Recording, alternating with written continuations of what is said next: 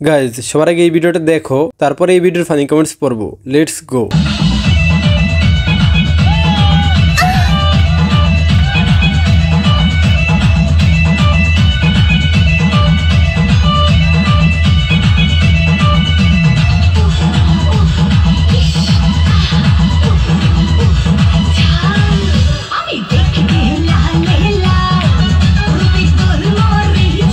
Relax see you not for mind. तो चलिए शुरू करते हैं। জুলে গেছে দেশের চাহিদা মিটিয়ে বিদেশে রপ্তানি করা যাবে।